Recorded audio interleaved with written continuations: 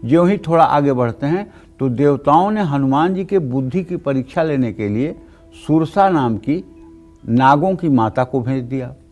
सुरसा नाम यहीन कई माता, पठई न्याय कहीं तेहि बाता। आज सुरन मोहि दीन आहारा, सुनत बचन कह पवन कुमारा। राम काज कर फिर मैं आवऊँ, सीता कई सुधि प्रभु सुनावऊँ। तब तव बदन पैठी हूँ आई, कवने जतन दे नहीं जाई। जो जन भरित ही बदन विषा प्रसारा, कपितनु कीन दुगुन विस्तारा। 16 जो जन मुखते ठयऊ, तुरत पवन सुत 32 भयऊ। जस जस सुरसा बदन बढ़ावा, तासु दून कपि रूप दिखावा। 7 जो जन तेहि आन्हन कीना, अति लघु रूप पवन सुत लीना। बदन पैठ पुनि बाहर आवा, मांगा विदाता ही सिर नावा। राम काज तुम करिबो सब बल बुद्धि निधान, आशीष दे गई सो हर्ष चले हनुमान। तो हनुमान जी कहते हैं कि देखिए माता, मैं आपके शरीर में प्रवेश भी कर गया और आपके शरीर से निकल भी गया, तो अब तो मैं आपका पुत्र हो गया, अब आशीर्वाद दीजिए आगे चलूं। तो सुरसा ने आशीर्वाद दिया और आगे बढ़े। तो आगे लंक मतलब कि निश्चर एक सिंधु महरही, करी माया नभ के खग्गहई। जीव जंतु जे गगन उड़ाही, जल बिलो की तिन कई परछाही। गहई छाह सक सो न उड़ाई, यही विधि सदा गगन चर खाई। समुद्र के ऊपर जितने जीव जंतु उड़ते थे या चलते थे, सबकी छाया को ग्रहण करके उसके अंदर इतना गुरुत्वाकर्षण था कि वो सबको खींच करके और नष्ट कर देता था। तो हनुमान सोई छल हनुमान कह कीन्हा, तासु कपटिस कपितुर तहि चिन्हा। ताहि मारी मारुत सुत बीरा, बारिधि पार गयो मति धीरा। तो हनुमान जी ने उसको भी तुरंत खत्म किया और जा करके लंका में उन्होंने प्रवेश किया। तो हनुमान जी ज्ञानी नाम अग्रगण्यम हैं और बड़े ही मतलब कि सहज हैं, बड़े ही सरल हैं और तत्काल अपने भक्तों के ऊपर कृपा करते हैं। और दिन भर में कम से कम मुझे जो जानकारी है 10 लाख बार हिंदुस्तान में रोज कम से कम 10 लाख बार हनुमान जी प्रकट होते हैं।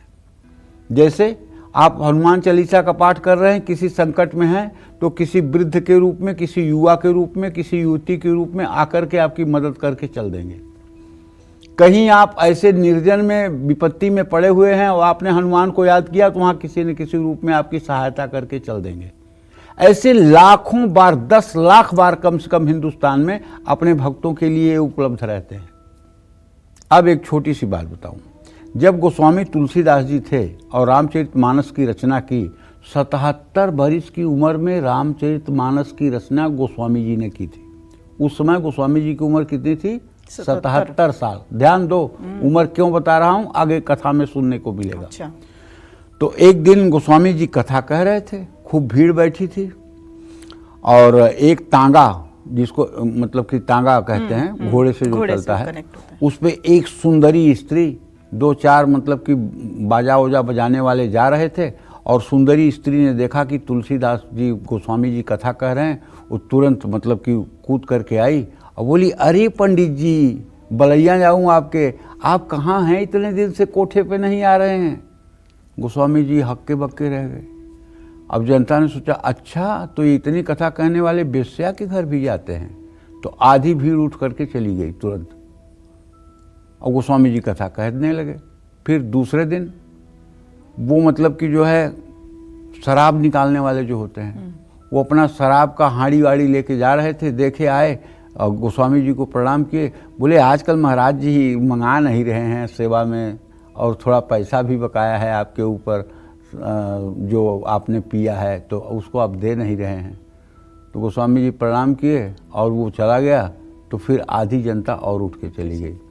तीसरे दिन एक आदमी 3-4-5 बकरियां लेके जा रहा था। देखा, अरे महाराज आप यहाँ, आजकल महाराज आपकी सेवा नहीं हो पा रही है, कुछ आप मंगा नहीं रहे हैं। सबने कहा, अच्छा तो ये वेश्या के कोठे पे भी जाता है, शराब भी पीता है और मांस भी खाता है, अब इसकी कथा में कोई न रहेगा।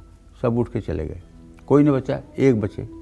तो गोस्वामी जी ने कहा, भैया जब सब लोग चले गए आप क्यों बैठे हो, आप भी जाओ। तो बोले, मैं क्यों जाऊँ, कथा तो मेरे लिए ही हो रही है ना। मैं हनुमान हूँ। और ये कलयुग के तीनों रूप थे। आज से मैं वचन देता हूँ, पवन पुत्र हनुमान आज से आपको वचन देता है, जहाँ आपकी राम कथा होगी वहाँ कभी कलयुग प्रवेश नहीं करेगा, नहीं करेगा, नहीं करेगा। और तब से आज तक जहाँ राम कथा होती है वहाँ हनुमान रहते हैं और वहाँ कलयुग का प्रवेश नहीं होता है, नहीं होता है, नहीं होता है।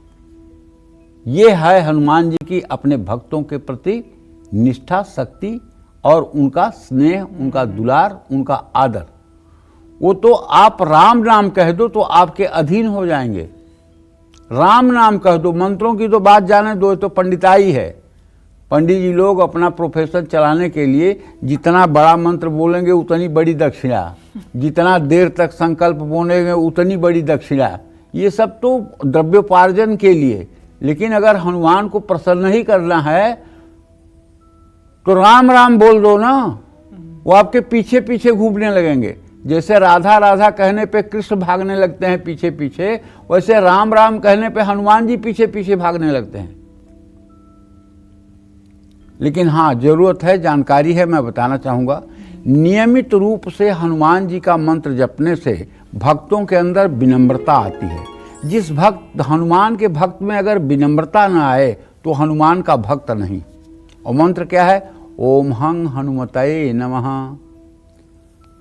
ऐसा व्यक्ति हर स्थिति में एक विजेता के रूप में उभरता है और चुनौतियों से लड़ने में सक्षम होता है। हनुमान मंत्र के नियमित जप से भूत, प्रेत, बुरी आत्मा, बुरे विचार और बीमारियों से भी मुक्ति मिलती है। हनुमान जी का मंत्र जो है ये साहस को बढ़ाता है, अच्छे स्वास्थ्य को देता है, शारीरिक शक्ति को देता है, सहन शक्ति प्राप्त करने में मदद करता है। हनुमान का मंत्र जो है ये शनि, राहु, मंगल और केतु के अशुभ प्रभाव को तत्काल नष्ट करता है। अगर किसी के जीवन में परेशानियां हैं तो हनुमान जी के मंत्रों का जप करने से निश्चित रूप से कष्ट कम होने लगता है। बजरंगबली के मंत्र से कर्ज और कष्ट दोनों से मुक्ति मिल सकती है। हनुमान जी के मंत्र रोग प्रतिरोधक क्षमता को बढ़ाने की क्षमता रखते हैं। हनुमान जी का मंत्र मजबूत आत्मविश्वास देता है, लंबी आयु प्रदान करता है। हनुमान जी के नियमित मंत्र जप से व्यक्ति के शरीर में सकारात्मक ऊर्जा का संचार होता है। मंत्र के जप से मृत्यु के भय से भी मुक्ति मिलती है, इसमें कोई संदेह नहीं है। लेकिन हनुमान की उपासना में आपको अपने चरित्र पर विशेष ध्यान देना होगा। मैं ये नहीं कह रहा हूँ कि आप गृहत्यागी होकर के ब्रह्मचारी बन जाइए। मैं ये कह रहा हूँ कि आप अपने गृहस्थ जीवन में रहते हुए, गृहस्थोचित मर्यादा में रहते हुए हनुमान जी की अगर उपासना करेंगे तो हनुमान जी की कृपा सदैव आप पर बनी रहेगी। गृहस्थोचित मर्यादा जो है उसके अनुसार अगर आप अपना जीवन और अपना जीवन निर्वाह करेंगे तो हनुमान जी सदैव आपके साथ हैं। और हनुमान जी को प्रसन्न करने के लिए तो राम कह देना ही हनुमान जी आपके पीछे हो जाते हैं। ये तो भक्तों के भक्त हैं। भगवान राम जब जाने लगे बैकुंठ तो सारे अयोध्यावासी आकर के यमुना में खड़े हो गए कि हम भी चलेंगे, हम भी चलेंगे, हम भी चलेंगे। वो धोबी भी खड़ा हो गया जिसने मां जानकी के ऊपर आरोप लगाया था। जनता मार मार के उसको बाहर निकालने लगी, भक्त तू नहीं जाएगा साथ में। राम जी की तरफ देखा उसने, राम जी को दया आई, रोने लगा। राम जी ने उसे बुला के अपने बगल में खड़ा कर लिया, कहा नहीं तू भी चलेगा। और सब लोग बैकुंठ गए। जितने अयोध्यावासी थे सबके लिए बैकुंठ का द्वार खुला था। फटाफट फटाफट फटाफट सब लोग बैकुंठ में चले गए। लेकिन जब धोबी की पारी आई तो बैकुंठ का द्वार बंद हो गया। क्यों भैया? इसलिए कि अगर प्रभु श्री राम बैकुंठ के मालिक हैं तो बैकुंठाधीश्वरी किशोरी जी हैं, सीता जी हैं, और उनके अपराधी को कैसे प्रवेश मिलेगा? तब प्रभु श्री राम ने किशोरी जी से प्रार्थना करके और उस धोबी के लिए बैकुंठ का द्वार खुलवाया था। कहने का मतलब ये है कि देखिए, हनुमान जी के प्रति आपकी श्रद्धा हो जाए, हनुमान जी के प्रति आपका विश्वास हो जाए, तो हनुमान जी कोई बहुत मंत्र वंत्र के भूखे नहीं हैं, ये भाव के भूखे हैं, ये आपके साथ हो जाएंगे। मैं यही कहना चाहता हूँ। जय माँ विंध्यवासिनी। तो हनुमान जी की ताकत का एहसास तो पंडित जी ने करवा दिया, साथ ही सहजता का वर्णन भी बहुत ही खूबसूरत तरीके से पंडित जी ने किया है। अब जानते हैं क्या है हनुमान जी का बीज मंत्र, क्यों इस बीज मंत्र का जाप हमें करना चाहिए और कैसे करना चाहिए, आइए जानते हैं। बताइए पंडित जी। देखिए, हनुमान जी का बीज जो है वो है हंग। क्या है? हंग। ये बीज है। जैसे सरस्वती का बीज है ऐम, दुर्गा का बीज है ह्रीम, काली का बीज है क्लीम, बटुक भैरव का बीज है वंग, शिव जी का बीज है हौम, राम जी का बीज है रांग। इस तरह से सभी देवताओं के एक बीज मंत्र हैं। गणेश जी का बीज है गंग, अग्नि का बीज है रंग। आप देखिए ना, जब कभी आपके यहाँ हवन का आयोजन होगा और आपके यहाँ हवन कुंड बनाया जाएगा, तो हवन कुंड के ऊपर ब्राह्मण लोग रंग लिखते हैं। र लिख करके ऊपर बिंदी देते हैं। रंग क्यों लिखते हैं? अग्नि का बीज मंत्र है, और वो बीज मंत्र लिख करके अग्नि का आवाहन किया जाता है। हम लोग छोटी छोटी बातों पर ध्यान नहीं देते, जहाँ सनातन धर्म की गूढ़ तत्व छिपे हुए हैं। तो हनुमान जी का जो मंत्र है, ओम हंग हनुमतये नमः, हनुमान जी के इस बीज मंत्र का जप करने से एकाग्रता बढ़ती है, शक्ति बढ़ती है, सकारात्मक ऊर्जा का प्रभाव बढ़ता है। शनि की 7.5 हो या ढैया हो या शनि की महादशा हो, मैं दावे के साथ कहता हूँ, यदि व्यक्ति हनुमान उपासना में लगा हुआ है तो शनि देव का कोई अशुभ प्रभाव ऐसे व्यक्ति पर नहीं पड़ेगा। बीज मंत्र के जप से शरीर को बल मिलता है और सहन शक्ति बढ़ती है, साहस और आत्मविश्वास में वृद्धि होती है, नकारात्मक ऊर्जा को भी दूर रखता है। हनुमान जी का बीज मंत्र, हनुमान जी के बीज मंत्र का जप सूर्योदय के समय आप करें तो बहुत ही अच्छा रहेगा। वैसे आप कभी भी कर सकते हैं।